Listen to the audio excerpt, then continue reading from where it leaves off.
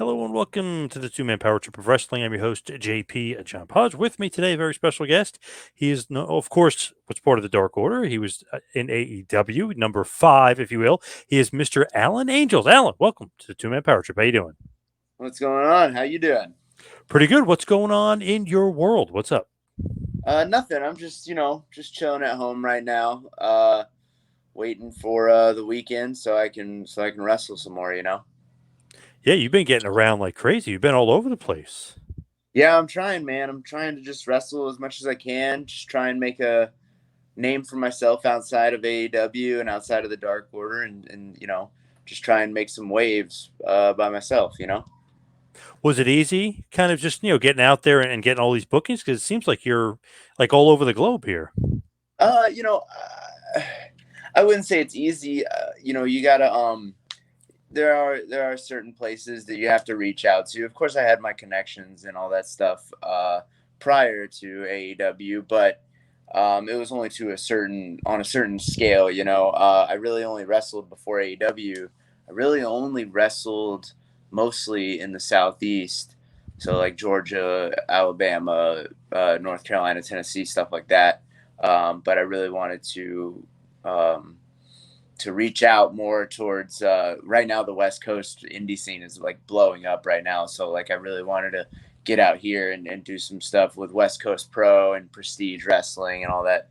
So yeah, it does require a bit of reaching out, but I feel like at this point, especially with like my AEW contract coming up, and I'm kind of like the hot thing of the month. Everybody kind of wants me to wrestle for them, which is I'm so grateful for.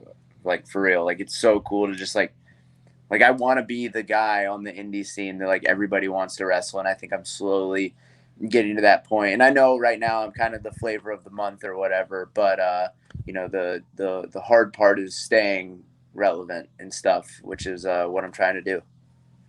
Good matches will definitely go a long way, though, right? I mean, it seems like everybody's giving you rave reviews. Yeah, I mean that's kind of the main thing. In AEW, a lot of times you're only wrestling once a week, and a lot of times either you're wrestling 4 minutes or 5 minutes or whatever, and then sometimes you're not even wrestling a singles match. You might be wrestling an 8-man tag match or something of the sort. Um, so you got to find ways to get those reps in and stuff like that, and be just be on your toes, be sharp at all times. And it is kind of hard wrestling once a week in AEW, but I'm slowly getting that back to that grind of wrestling 2-3 times every weekend for 15-20 minutes. It's a big thing. They talk about your wrestling cardio and how nothing can replace your wrestling cardio. No amount of like running on the treadmill is gonna replace that. You know what I mean? Doesn't matter how long you can run a marathon. If that's completely different from wrestling for 20 minutes in a ring in front of people. I was fascinated by that. How come it's so much different? Because you're using so much of your body that's different than when you're doing regular cardio? Yeah, I guess so. And it's also when you're wrestling, you're also performing. So you're yelling, you're screaming, you're talking to the fans, you're emoting, you have to make the facials, you have to sell. Selling is like, you know, it blows you up more than a lot of people think. Right. You have to take a move and sell it a certain way, and just moving, like all that stuff blows you up. It gets you tired. I feel like probably one of the best things to do cardio wise outside of wrestling would be like doing CrossFit. um I feel like just because like that's a lot of like intricate movements of like getting up, getting down, like moving around a lot, but it still doesn't quite equate to the yelling and the emoting and the doing all that other stuff that comes with wrestling. Do you think that like AEW should be running house shows, or could it be like keeping the guys more fresh, or would you like them to do that? Because like you said, it's taking you a while to get back used to it, but you would think being there you would have been like in tremendous cardio shape just because it's AEW. It's the big times, if you will. Yeah. And I mean, like, a lot of guys do like indie shows and stuff a lot. And then, other guys train on the week during the week and stuff. Like, they'll go to, their local wrestling school or whatever and just train. Um, it's a double-edged sword, right? Like, and I mean, this is everything. This is, not just AEW, obviously. It's for everybody. You're wrestling. If you're wrestling all the time, yeah, sure. Excuse me. Yeah, sure. Maybe you're getting better at, you know, everyone's always constantly getting better. So if you're wrestling all the time, like, you're going to be super sharp. Uh, you know, that ring rust that everybody likes to talk about, like, there's none of that. But also, if you're wrestling all the time, there is that possibility, that chance of you getting hurt, or of you, you know, getting injured and possibly not being able to wrestle for however long. So it's always a double-edged sword. There are pros and cons to both. But um yeah, personally, myself, I like to, if I'm not doing indie shows on the weekends, I like to at least get to training like once or twice a week and just run some drills. Nothing too crazy, but just do some regular everyday drills. Surprised you're not tired right now. I literally just saw you on TV wrestling Speedball Mike Bailey. I'm surprised you're not exhausted. You seem like you're in great shape. Oh, no, I'm never exhausted, dude. I keep going. I go all the time. Rave reviews though for that match. Seriously, Impact Wrestling X Division is really kind of hot, and because of Mike Bailey, who was kind of one of those guys was for some reason was kind of forgotten for a while. I guess he was kind of wrestling overseas for a bit, but he's back, X Division title, and you're wrestling him on Impact in a hell of a match. Yeah, dude. Mike Bailey's one of those guys. He's been on my radar for a long time as somebody that, like, I wanted to wrestle, and it was really good opportunity for me. I felt to get to go out there and wrestle somebody that's, he's been wrestling forever, which, so, like, the wealth of knowledge that he holds is, insane. Um, on top of that, getting to wrestle him for the X Division Championship, which is, like, in my opinion, in my eyes, like, one of the most prestigious championships currently today, just because of the history. And, like, when I was a kid growing up, like, that's what I wanted. Like, I wanted to be the X Division champion as opposed to, like, the world champion or anything like that. Like, I thought the X Division was just so cool in general. You had all the Chris Daniels and AJ Styles, Samoa Joe, Chris Sabin, Alex Shelley, like, all those guys. And, like, I thought that was, like, the coolest thing. Like, to me, holding the X Division championship was like that was the goal for me. So getting to wrestle for the X Division championship was just so surreal and, like, so cool. And like I said, like, Mike Bailey's the man. So, like, I wouldn't have wanted to wrestle anybody else. But that being said, the X Division right now in Impact is, like, insane, man. Like, you got Ace Austin, Chris Bay, Trey Miguel, uh, Mike Bailey, Alex Zane, like, all these guys, like, that are in the X Division right now. They're all killing it, and they're all just, like, doing crazy stuff. And it's like it's high tier wrestling. It really is, and they're killing it right now for real. Great ovation afterwards. Obviously, violent by design. It kind of ruined the ovation, but great ovation from the crowd afterwards. It's one of those things where you want to go back. They want you back. It seems like it would be a perfect marriage. Yeah, I would love to. I would love to go back. I don't know what the future holds for me right now, but if Impact, is on the table, I'm definitely down. I loved the locker room. The environment was all great. And like I said, the match was great, and everybody seemed to like it. So I'm definitely open to it. Like I said, I don't know what the future holds for me, but we'll see. How did that opportunity come up in the first place with Impact? It was just kind of put on my table. They just hit me up and said, "Do you want to have a kick-ass match with Mike Bailey?" And I said, "Absolutely, I do." Um, yeah, so I went there. I live in Atlanta, which is another thing that helped. They were filming that in Atlanta, so they just asked if I wanted to have a kick-ass match with Mike Bailey. I said, "Yes, sir." And I literally live like 30 minutes from the venue that it was filmed in. So yeah. wasn't like a tryout, so to speak. Was it? I mean, obviously this is a very, very high tier try, but you Yeah. almost get the sense they're like, all right, let's throw him to the wolves and see how he does, and then like you hit a home run, so it might be, it might be not a form of a tryout, so to speak. I honestly, I don't really know the answer to that question, if I'm being honest. Like, maybe I don't really know how the higher ups there thought of that match. Um, if it was like a tryout thing to say, so to speak, I don't know, honestly. Who else would you like to wrestle in that division? I know you mentioned a bunch of guys, but is there guys like on your radar, like you said about Bailey, like I've been wanting to wrestle him for a while. Are there other guys on the roster there that you're like, oh, same thing, I got to wrestle this guy? Oh yeah, for sure. Trey Miguel is like one of the guys that like I like really want to wrestle. I've been wanting to wrestle him for a long time. He's so cool. He does such cool shit, man. And she's just like he's got that charisma that everybody really looks for too. So like I think we could do some really cool stuff. Chris Bay, kind of the same thing. Like he's another guy that's like just super dope, and I think we could have some kick ass matches. They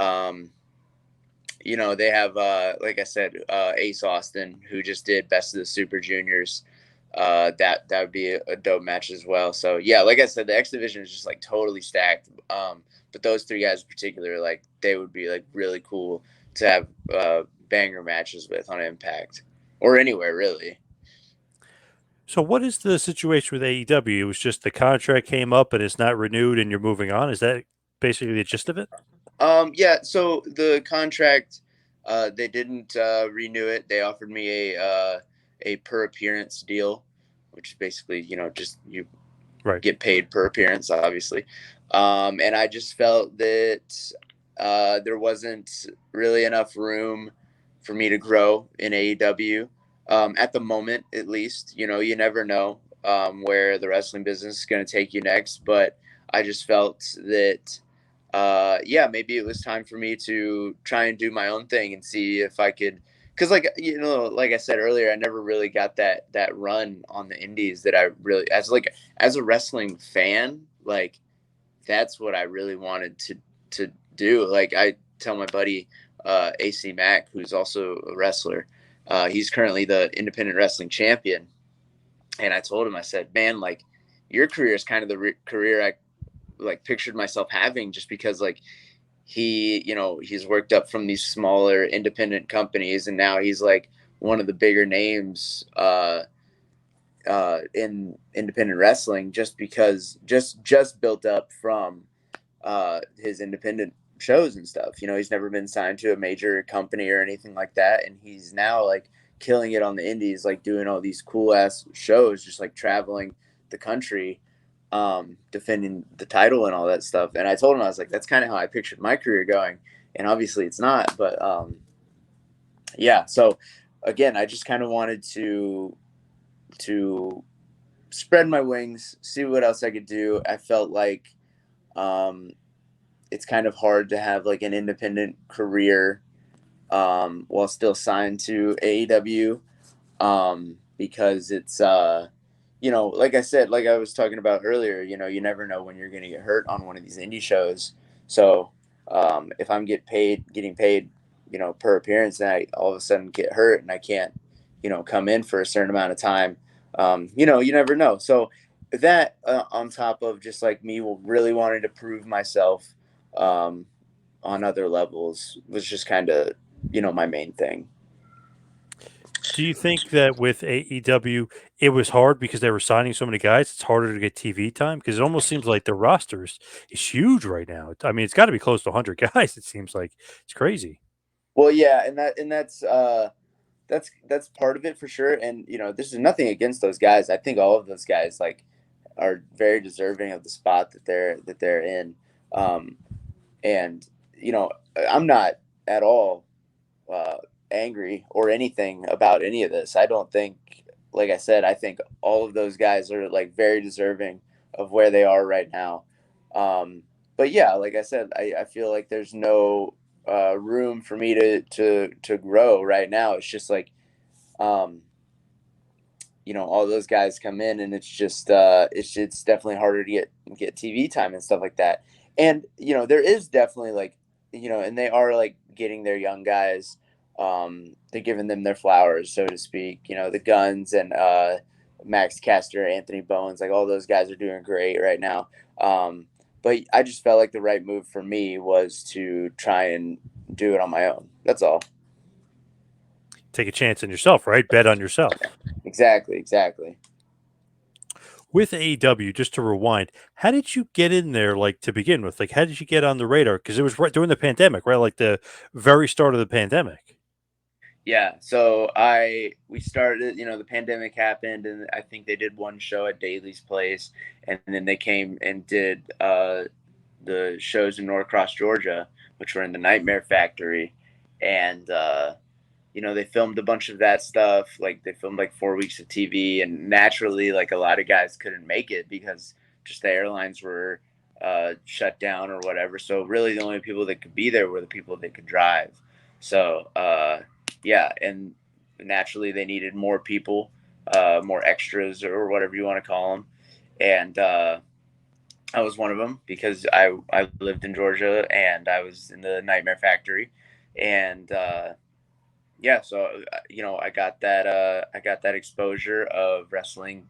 First, I wrestled Lance, and then I wrestled Kenny, and you know, I pretty much owe my career to that day just because of the Kenny match and it blowing up like it did, and everybody either thinking it was the greatest thing ever or thinking it was the worst thing ever. So yeah, pretty much. And then a few weeks later, I had a match with Ray Phoenix that was I thought was pretty good, and a match with Sammy Guevara, and we had those two matches, and then after that, I was signed. Funny with that Omega match because for some reason that like really blew up. Like you said, it was like, oh, he gave this guy too much offense. Oh, why is he beating up Omega? Like, did you hear like all the stuff that was being said, and like, did you kind of laugh that off? Oh yeah, I mean, of course I heard it all. Um, yeah, I didn't really care. It's funny, my dad, who he's on Twitter, and I think he tweets too much. I think he's on Twitter way too much. He gets more upset about that stuff than I do. All the guys, everybody, like the whole internet wrestling community talking shit about me on whatever it is at that time. He gets real upset about that stuff. So he'll clap back sometimes, but I always got to tell him like, Dad, chill out. It's no big deal. It really isn't. I could care less. Like I'm like living my dream right now. I'm doing this for a living, and that's all I could ever ask for. So if there's some guys online that want to, you know, talk shit about me or whatever it may be, that's fine. Like I said, I don't really care. I'm not.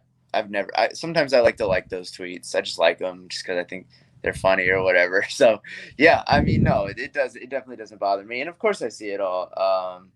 But you know, like I said, it's whatever. And you know, somebody is gonna talk shit about you. If you're in the wrestling business, somebody eventually is gonna talk shit about you. And you just can't let it get to you. You really can't, because if you let it get to you, then you know you'll just live in that, and you don't want to live in that. It's so annoying to just like, you know, there's like those things where it says like you can get 10 compliments but one negative comment, and you're just like, that's all you're thinking about. Like, you can't be that person. You really can't. I've even been the victim myself, thinking like, oh, it's a predictable thing that Omega's going to win, you know, but you still want to have a good competitive match. Because I remember like years ago being an old school fan watching George South wrestling Ric Flair, who was the champion on Yeah, TV, and they're going 12 minutes. I mean, they're the whole, and George South is getting offense. I mean, and you know what I mean? And there's some things here that you just remember as a fan. You're like, wait, this has been going on in wrestling forever. This is like not new that Kenny Omega is giving a young guy offense and giving the guy like a little rub and a little push. George South with Flair all the time. Flair was just such a great opponent. I'm going to give him some offense. So it's not yeah. like a new thing in wrestling at all.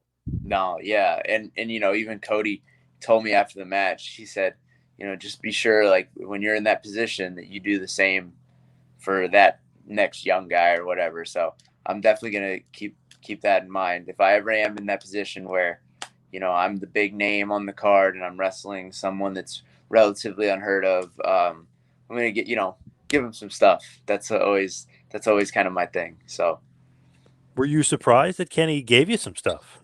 yeah, oh yeah, definitely. I mean, well, like yeah, I would say I was a little surprised. I think I was surprised at how much I got. I thought maybe I would get like one, like, I don't know, like a few punches or some shit, but I didn't think I was going to be bumping him and stuff like that. And like I said, I owe my career to like 3 or 4 people, and like Kenny is definitely on that list of guys that I really do owe my career to. So I really appreciate him for that, for the first match and the second match. Um, yeah, it was very surreal. Thinking about like what all we did in that match, and I was just like, wow, I really couldn't believe it. It was pretty crazy to know that, like, because we did a little thing a few months prior to that where it was at an indie show, and he came out and I attacked him from behind. It was like to promote, the first AEW. I think it was Double or Nothing or something like that. Um, and he came out and I attacked him from behind. I was the champion at that local show, and we ran a little spot or whatever. So maybe it was because of that he kind of trusted me to do some stuff. Um, I don't know, but yeah, definitely shocking, but yeah, very grateful for it. I know Flair, even like Bob Cook, another guy, like a enhancement guy, I guess you could say, not really, because he wrestled everywhere, was a great wrestler. He would give him some offense in the match. And like, I know, like maybe they only wrestled once or twice, but I just remember, like, okay, he gave him a little bit of offense. So it's not like crazy, because I don't know why people were going nuts about it, but Kenny wanted to have a good competitive match and obviously put you, Yeah. help put you on the map. But it's one of the things too. It's like sometimes when you squash the guy, it's just like it's almost like not a waste, but sometimes it's just like, oh, I could have gave him a little bit of an offense there, and it felt like with Mhm. Kenny, it was like, okay, let's have a good match. I'll show you this guy is actually pretty good. Yeah. No, yeah. I definitely, like I said, I really appreciate him doing that. And if I'm ever in that position, I'll definitely make sure to pass it on, so to speak. Are you ever surprised, like, with people saying like about Kenny, like, oh, he's not that good, or like, did you ever get shocked, like, with some of just the comments online, or that's a par for the course when you're on top? Uh, I think shocked isn't really the right word anymore, just because I've seen it so much. I really do think Kenny is like one of the best of our generation. Um, so like, of course, it's like I said earlier. You know, if you're in the wrestling business, somebody's going to be talking shit about you, and the bigger you are, the more people are going to talk shit about you. It's very rare that like somebody is like looked at fondly by everybody, especially in the wrestling community. I think, the wrestling Twitter is like the worst.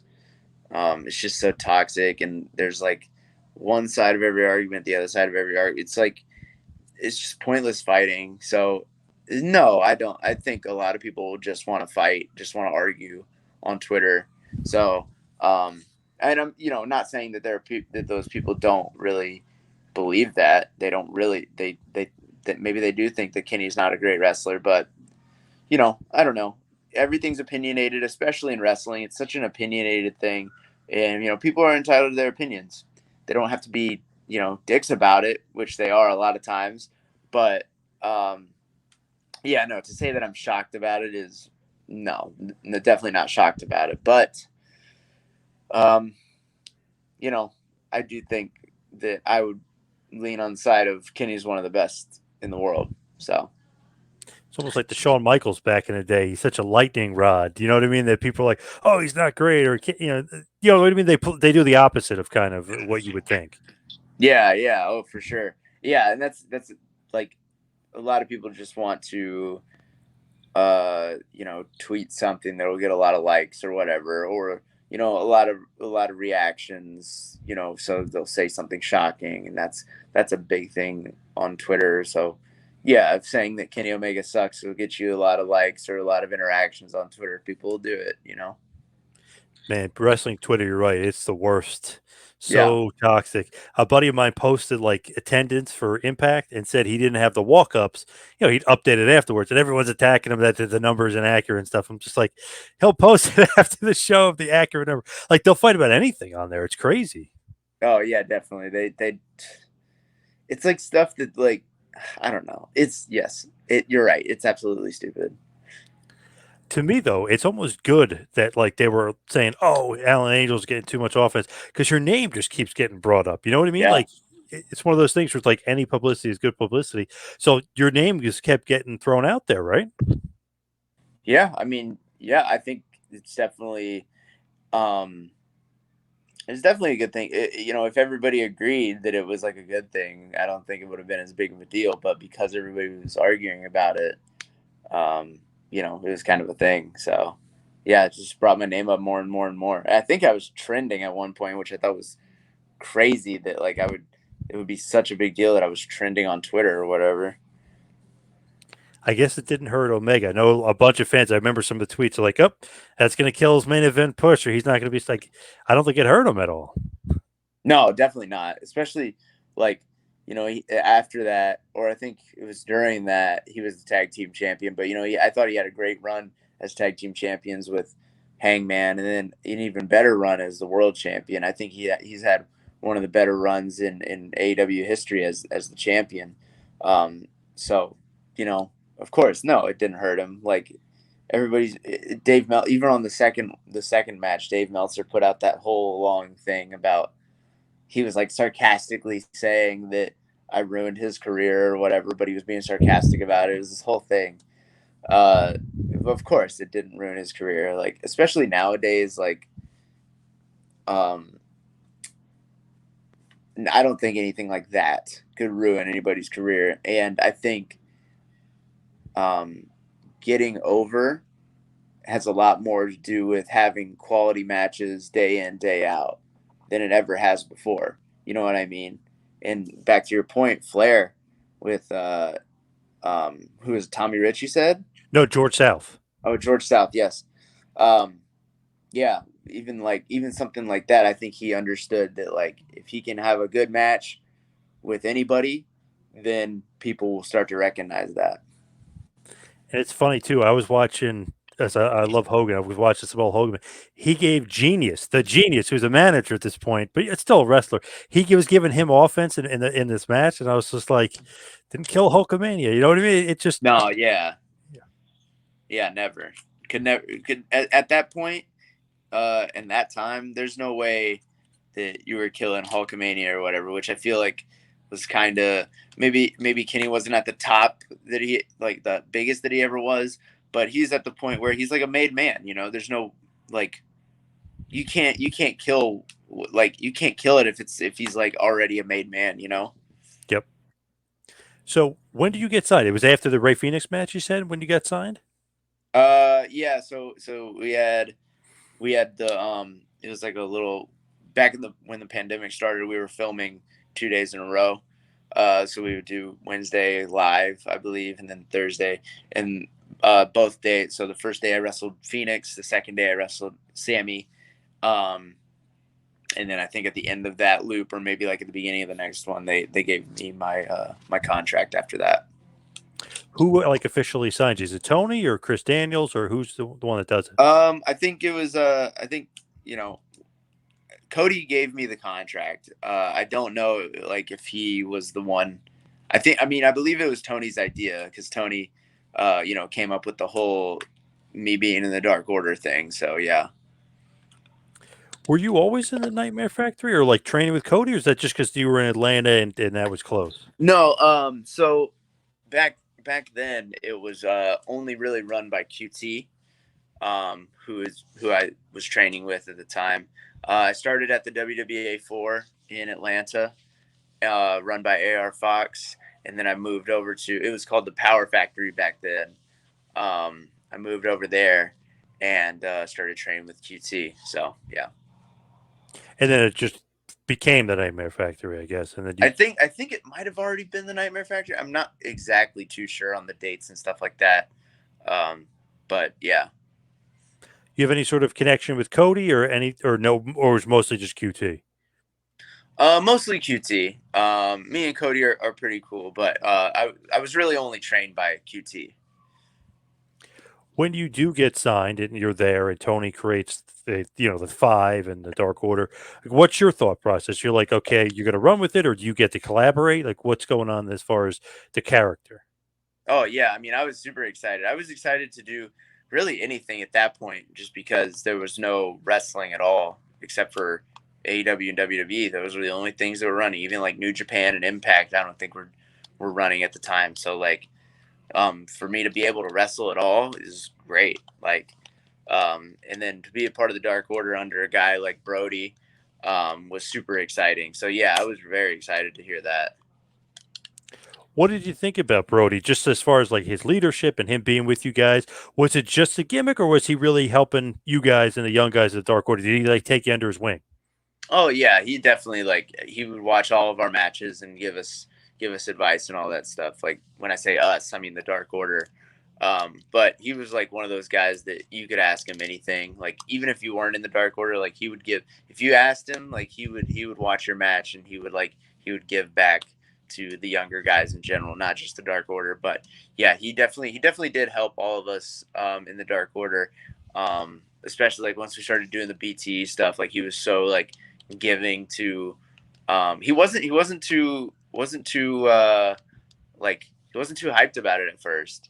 I don't think he really wanted to do it at first because, he's this big scary character, but the way that we did it, I think really he made it work for him, to where he did end up enjoying it. He was funny with like the Vince McMahon style sketches he was doing. You know what I mean? He was acting like Vince, Yeah. using Vince catchphrase like that. It seemed like he was getting more comfortable. Oh yeah. Once we did a few, he definitely started to get more comfortable doing it and stuff. What is five? Like, what is the gimmick? Like the Dark Order? Like, you know what I mean? Just it's hard, like I for some reason I don't get. I got a buddy of mine tells me Dark Order was great. Orange Cassidy was great. Like some, I'm like I don't get it. Maybe I don't know if I'm getting to it, but like, what is the Dark Order? Like, as far as like, and why the mask and why number five? Are you just number five in the group? Like, what? Just explain Yeah. Dark Order. No, it started out different than it ended up being, especially because of BT and stuff like that. But it's supposed to be a group of, uh, outcasts that are brought in to better their lives and enrich their lives, as Brodie would say. So really, it's supposed to be just a bunch of outcasts that, are brought together, and yeah, to better their lives or whatever. Stop losing, start winning was the whole thing. So then it's a cult without saying it's a cult, Right. if that makes sense. It's just for people that want to better their lives. So, and then the numbers, yeah, they were just kind of, I don't want to say randomly given, but yeah, they were just kind of given to us, eventually. And actually, everybody has a number. I don't know if everybody knows that, but like, Silver is 3, Reynolds is 4. Or actually, that might be reversed. And then Colt is actually 8, which nobody knows. So we all had numbers, but then eventually it just kind of turned into a group of friends. You know what I mean? After like the whole BT thing, we do the whole recruitment thing. We're like trying to recruit new members or whatever. But then, we do BT more and more and more, and it just became kind of like a group of friends is kind of what I think the gimmick, kind of ended up being. You think you guys should have been used on TV more? Because it's funny, like sometimes there's no parallel between the YouTube shows and the TV, and if you miss something on YouTube, that's not necessarily on TV. You know what I mean? Mm-hmm. Obviously, we all would have loved to be on TV more, and I hope that the guys that are still there, like, get more TV time and such. But we were definitely given, plenty of opportunities, to like shine on TV and on Dark and stuff like that. Like the fact that, they wrestled, the Elite multiple times. I got to wrestle Brian. I got to wrestle Kenny. Like that's all great. So definitely we're all super grateful. Do we think we could be on TV more? Everybody does, but that's just kind of the nature of the business. With Dark Order, obviously 10 and you would team a lot, right? That was kind of your Preston Vance. I guess that was more of your, not always Yeah. partner, but that was like your guy, your go-to guy for mostly tag teams, right? Right. Yeah. What was it like just putting you guys together? Was it random, or like you know him from the Nightmare Factory, or did you guys have prior chemistry? Yeah, so he also trained at the Nightmare Factory. That's kind of the original idea when I got signed, was to put us together. We were going to be Five and Dime. That was the whole idea. Unfortunately, he got hurt right as I was getting signed. So I don't think it ever really took off like it could have, just because of that. Because by the time he got back, we were, Silver and Reynolds were back, Stu and Uno was there, and I believe Brodie was already having his TNT run, if it wasn't already over. I'm not too sure, but um, yeah, that was kind of the original idea, and I don't think it ever got to take off like it could have. I think it could have been a really cool thing. Um, but yeah, that was kind of the thought process at the beginning. Was it was going to be Five and Dime, that was going to be the tag team. Interesting. You like singles or tag better? Um, I do like both. I think there's cool things about both. Um, I guess I would say singles. I would say I'm a singles guy. I don't think I've ever really had that partner that I've like absolutely clicked with, and maybe if I found that guy, then then it would be different. But I'm not sure. I've tagged with Uno a good amount lately on some indies and at New Japan and stuff. So um, I think that like that's really fun. But yeah, I think I would definitely prefer singles. New Japan. Before I get back to AEW, just want to mention New Japan. Any like vibes out there like coming back or doing more with New Japan Pro Wrestling? Yeah, I mean, hopefully, like it's like the wrestling business. You never really know. It really is just like a crapshoot. You never really know until it's like a few weeks before or whatever.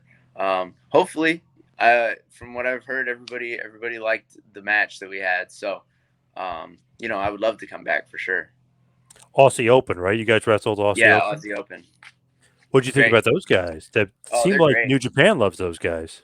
Yeah, they're great. They're great. Like them with Osprey is like it's a great combination. All those guys, in the so it's just like wrestling those guys on that stage was like I felt like it was a big deal, because they're involved in the main event scene and all that stuff. So it was really cool to wrestle those guys, and they're both like so fucking good, both of them. So yeah, Pretty good though.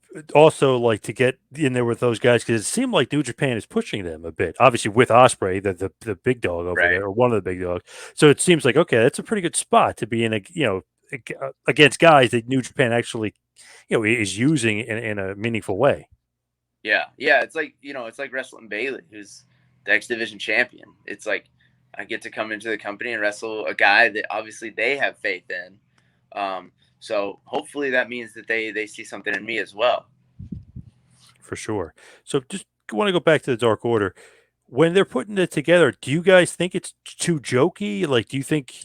I know they do that one thing where you guys kind of beat up everybody. I remember that one, whoever the heck it was doing the phantom punches and everybody got on him. But did you think it was too jokey, or did you think Dark Order should have been like a more serious gimmick? So the fans of punches thing, I wasn't there yet. Oh, okay, okay. That was a completely different thing. Um, no, the us being jokey, as you say, like that all comes from us in BTE. And it's just kind of it was almost a decision in that we started doing the BTE bits and they started getting over. So we said we should do this more and more and more, and then eventually we did to the point where we ended up doing like the casket bit where Cody, we buried Cody or whatever. And then Preston Vance was in the casket. That to me was like a BTE bit that made it onto TV. Um, so no, I don't think it was too jokey. I think people were enjoying it for what it was, and I think there was a good medium. I think a lot like a lot of people don't know, but we're all very. I think everybody in that group is very good wrestler. I think that was the main thing that like yeah we were jokey, we were comedic or whatever, but we're also all very very good wrestlers. I think uh, Alex John, Uno, Stu, Vance, even all of them. They're all very good. So I think that the comedic thing we could all back up in the ring. with Dark Order, obviously, you lose the leader. Brodie suddenly passed away. I mean, shockingly passed away. What were your thoughts? I mean, was everybody just absolutely as shocked as the fans were and absolutely floored? Yeah, I mean, it was it definitely it sucked for sure. And like that day, the Brody show it was so surreal. I believe it took place either the day of or the day after he died. I'm not too sure, but it was just so surreal that whole day. And like seeing his tribute video at the end of the show was insane. Like it was very, I personally, I'm very lucky. I've never been close to anybody that's died. Like in my life, I'm 24, and luckily I've never really been close to anybody that's died. And that Brody was like one of the first people that I actually knew that had passed away, and it was just very, very surreal, very, very weird. The aura backstage was very sad, but at the same time, like, you know, doing what we were doing was so cool. I thought to have that whole tribute show to him, um, is very uplifting in that sense. And negative one was there. Obviously, he's got his own number too, his son, and he was Yeah, able to do some stuff. It's very emotional stuff. And given how young he was, and seemed like he was a mentor to everybody, everybody loved him because they still every week it's Wednesday night. You know what that means, and like he's brought yeah, up all the time. They just had a show in Rochester. He was mhm. brought up, and they brought out Dark Order again. His son was out there, and like he just seemed like a really, really big part of not only the roster but just like the culture of AEW. Oh yeah, and he's one of those guys that's been around the business for such a long time. And as I'm coming to learn, the longer you're around the business, the more people that you know. Like, it's hard for me to go to any random indie show and me not know somebody, like at least one person. You know what I mean? So I can't imagine after however long he was in the business, that he didn't, know everybody. You know what I mean? And he was like one of two or three people that I know in the wrestling business that absolutely nobody has anything bad to say about him. Like, I don't know a single person that has anything bad to say about Brodie Lee. Um, and that was before he died. Like a lot of people um, like to praise people after they die, but before he died, like, nobody had anything bad to say about him. Everybody that I talked to about him was like, yeah, he's a really nice guy, blah blah blah. So yeah, Man, it's just that's just still crazy because he's so young. It's just like, oh my god, just a total yeah, shocker. And like you said, nobody ever, all the WWE guys, nobody ever has anything bad to say about it. The only bad thing I've ever heard was that they were shocked he was even released from WWE to begin with. You know yeah, what I mean? Like that was the only bad thing I've ever heard. yeah, yeah, for sure. With him and him passing, do you think that Dark Order should have like gone away, or do you think that it's good to keep it around because it was like a tribute to him, so to speak? No, I think and especially I think um, before Brody even left, we were super over. So no, I don't think they should have gone away. Um, I think there was definitely a place for. I think the Dark Order, in a sense, is kind of like what AEW is all about. They're kind of like the heart of AEW. I'd like to think, um, even with them coming out on Dynamite in Rochester, like you just tell like there's still so much love for the Dark Order from the fans. I know my buddy he gets on me because I was like, I can't believe they're so over. Like they got a huge pop. I mean, of course, Rochester they're going to, but I was like, Yeah, I don't know, maybe I'm out of touch. I don't know, but like they always get a pop no matter what. I don't know if it's the song or the yeah, connection with the audience, but I mean they always get a pop. yeah. Even when we come out on Dark, we still get a pretty decent pop to this day. With Dark Order and like kind of moving along stuff. Do you think that the mask hinders you at all, or did you like having the mask? Uh, Personally, no, I didn't like the mask. I think it was a good look. I think it looked cool. But me personally, like I didn't like wrestling in it. It's just uncomfortable, and like you kind of got to worry about it staying on all the time, and make sure it doesn't fall off. You got to fix it so you can see through the eye holes and stuff like that. I personally didn't like it, but like I said, I did think it was kind of a cool look for sure. No peripheral vision, right, with the mask? Well, in the first mask I had, there wasn't really. I ended up asking the guy who made the mask if he could make the eye holes bigger, so it wasn't as bad. I actually really liked my first mask that I had.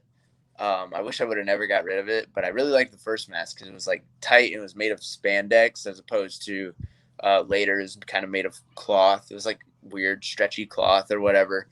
But yeah, I wish I would have kept that first mask. But yeah, I don't know. It just wasn't me. That's the main thing. Do you think the mask almost like blocks the character? And it kind of maybe doesn't make sense, but it's like almost like you can't be Alan Angels if you're wearing the mask. You know what I mean? Right. Yeah. And it's like when you're wearing a mask, you have to learn to convey emotions with your body a lot more than you normally would because, you know, you can do certain things with your face. One guy I think is really good at it is Serpentico. He's so good at like using his body to convey like, you know, like the, you know, regular emotions that you would usually have on your face. He's very good at doing that stuff with his hands and his arms and his body, you know? So, yeah. Yeah, it's like a different type of selling, right? Because it's hard to do the facial expressions. Yeah, absolutely. That takes some getting used to, obviously, like trying to figure it out because you're not normally a mask guy, right? Before that? Yeah, no, and you know, it was another thing that I was kind of hindered by, I feel, because of the pandemic, you know, and I'm not able to do stuff in front of the crowd. Because that's kind of, as wrestlers, that's kind of how we figure out what works and what doesn't work. You know, we do one thing, it gets a good reaction. We do another thing, it doesn't get a good reaction. In that environment, we don't really know because we're not wrestling in front of anybody. You know, we have the internet, which helps, but, you know, it's still definitely not the same. There's definitely like a different, you know, kind of reaction to it, of course. But like, yeah, if you do stuff in front of a live crowd, you can tell right away what works and what doesn't work.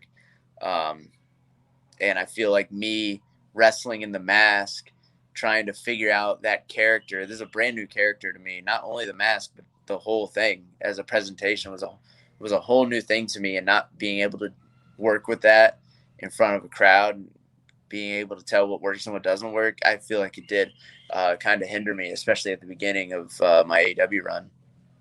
How come some guys in Dark Order have masks and some don't? Like Silver and Reynolds don't wear masks, but obviously Uno always wore a mask. But how come? Like, what's the difference? Like, why though? Was there ever explained?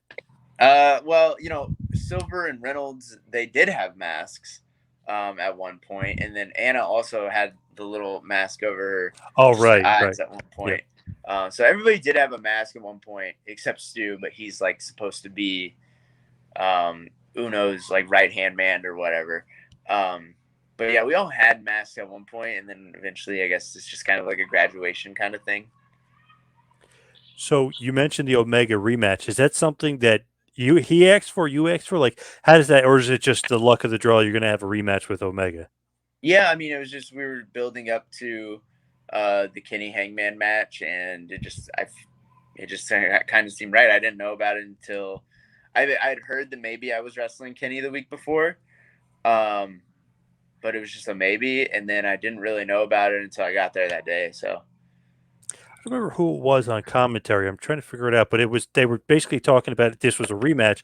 I'm like, oh, maybe Alan has his number a little bit. Remember the last time? So it was almost like built in. It gave you like a little bit of credibility that the announcers were mentioning that like the last time you fought him, you gave him a tough fight.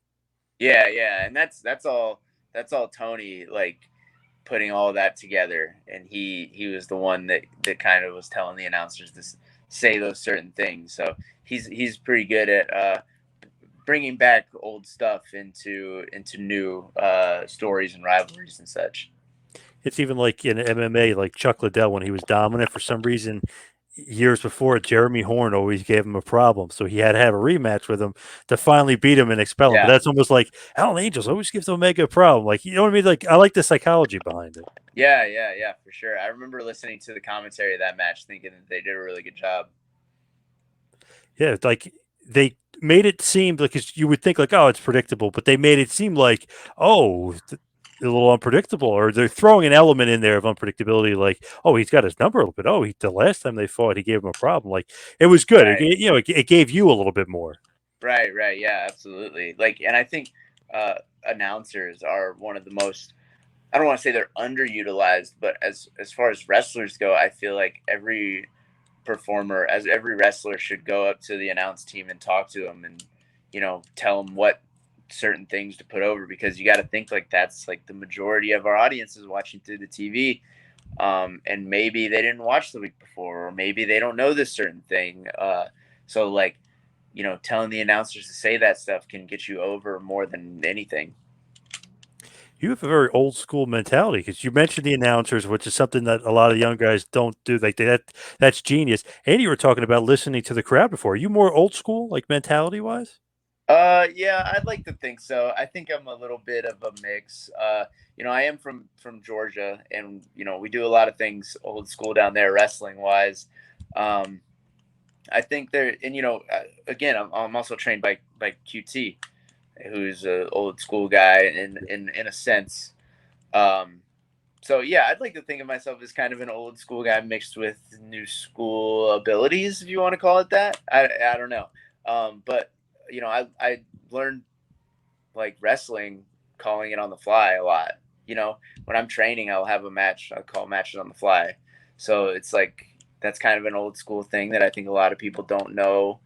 No, I don't want to say don't know how to do, but it's kind of an old school trait that I enjoy doing, and I watch a lot of old school wrestling. I watch Ric Flair all the time. So yeah, I don't know. I like that mentality. But it's funny, recently, Jordan Grace, for I don't even know why, said that Chris Benoit, obviously, was one of the best, but she was like, oh, he wouldn't be able to remember the matches. And I was thinking to myself, I was like, remember the matches? What the hell is she talking? Like, she's meaning like that the wrestlers will remember the matches. I like that you said, like, call in the ring. Like, that's being a wrestler, right? Being able to do that and not Yeah, remember the match. changing up where you're going. I mean, a lot of times you got to. There's been multiple matches I've had on indie shows where, I come in, I usually get a pretty decent reaction, but sometimes especially if they put me against their hometown guy, like the guy that's like their guy, they might, if it's like a babyface match, they might go towards that guy a little more just because like that's their guy. You know what I mean? So like I've had matches on the indies where I'll just like kind of turn heel in the middle of the match on them. So you got to be able to figure that stuff out for sure. Right. Like, that's a good old school mentality. I like that Yeah. for sure. With that, though, it's like you can remember spots, right? You shouldn't be remembering the whole match necessarily, or I guess some guys do that. Yeah, no, for the most part, most people, will call the whole match and stuff like that. There's always certain parts of matches that will do on the fly, like we call it the heat or whatever. A lot of that's not called, but I feel like wrestling is something you need to know how to do everything, and that's why I said earlier, like you always need to be either training or wrestling all the time, because there's always new stuff to learn. Nobody ever finishes learning wrestling. Yeah, true. So as we hit the wind down, we head towards the finish here. Were you surprised though, like with AEW, just the way everything ended, or was this kind of the direction you wanted it to go, basically?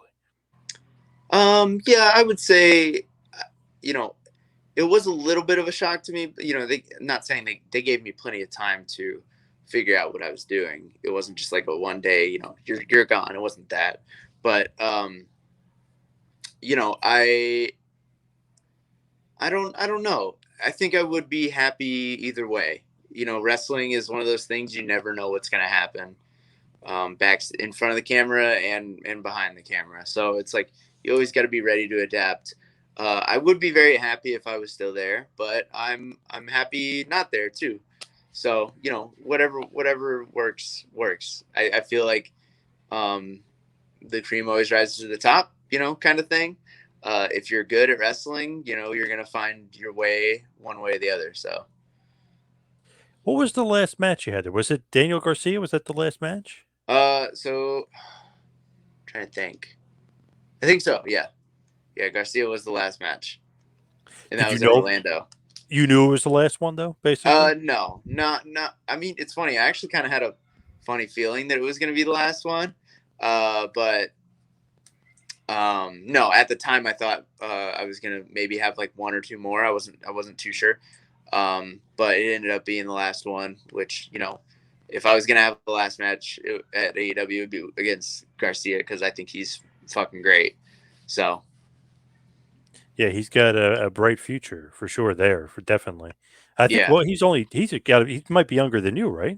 I He's pretty believe young. so. Yeah, I believe so. Not too much, maybe like a year or so. Who's some of the guys, some dream matches out there? Some of the guys you haven't wrestled that you'd like to wrestle?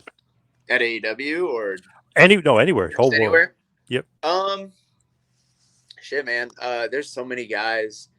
Um, I'm gonna blank on a few of them for sure, but like in AEW, like there's guys like Pac that I had like a 6-man with him, but I would love to have a singles with him.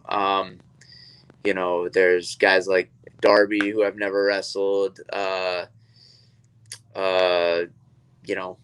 yeah, Shane Strickland is another guy. On the indies, there's like so many guys that I haven't wrestled that are just like, still coming up. Like I mentioned earlier, all the X Division guys, Trey Miguel, Alex Zane, and then outside of Impact, there's Blake Christian and Nick Wayne. And I've never wrestled. I've never had a singles match with Alex Shelley, but I would love to. Chris Sabin is another one. Yeah, I mean, I put out a whole list on Twitter a few weeks ago, but even on that list, there was like guys I was missing for sure. But yeah, there's so many guys like, and they'll just keep coming. There's next week there's going to be another guy that shows up, and he's going to be the talk of the town. So there's always another guy coming for sure. Yeah. So you made your own Cody list out there, right? Like a little Yeah, Cody yeah. Rhodes style list. yeah. I made the Cody list for sure.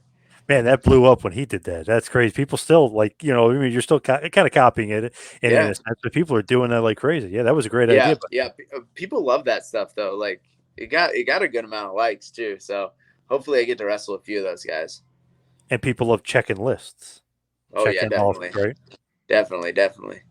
So if people were going to look you up on YouTube or something and say like your best matches playlist or something, they're creating Allen Angels versus who's on the other side? Who are you wrestling? Who are they going to put on a playlist?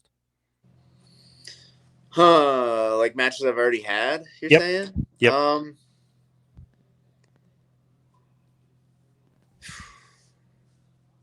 This is kind of a tough question. There's so many matches that I really like for different reasons too. Like I had a match with Garcia where I still had the mask on that I really liked. So I'd probably put that up there. I had a last man standing match with AC Mack at an indie show like a year ago. That's like really good. And then, like those are like technically good matches, but then there's like the matches that I feel like are the biggest, my second match with Kenny, I feel like it's probably, the biggest match of my career. So that along with like the Bryan Danielson match are the two that I feel like they definitely have to go on there just for sentimental reasons. And then there's like the match that I had with Uno that's like super special in my head because, just the crowd was like so different than any crowd I've ever been in front of. As opposed, like, they weren't like yay, boo, or like even like yay, yay. They weren't cheering for both of us. They legitimately didn't want us to fight. Like most of the matches they're chanting, please don't fight. So like, that's cool in my head. Yeah, man, I don't, those would be a few for sure. I don't know. I don't know if there's like a best match I've ever had though. Hopefully this match with Mike Bailey would be on there. I really liked it. So yeah. What's next for you? What do you got planned? Oh, I mean, I don't really know. if I'm being honest. You know, I would always love to work for Impact more. I would love to work for New Japan more. And, you know, I just kind of want to do as much as I can on the indies and make a name for myself, by myself, I should say. Where can, before we let you go, obviously, but where can everybody find you, social media wise, and everything else? You know, I'm on Twitter, Alan_V_Angels. I can't get rid of the V because I'll lose my my check mark. Check, yeah. Yep. So that's my Instagram and Twitter. And yeah, I have a pro wrestling tees store. If anybody wants to check that out, please do. And that's about it. Nice. Alan, thank you so much. Great stuff here tonight. Appreciate all the time. Thanks, John. I appreciate it.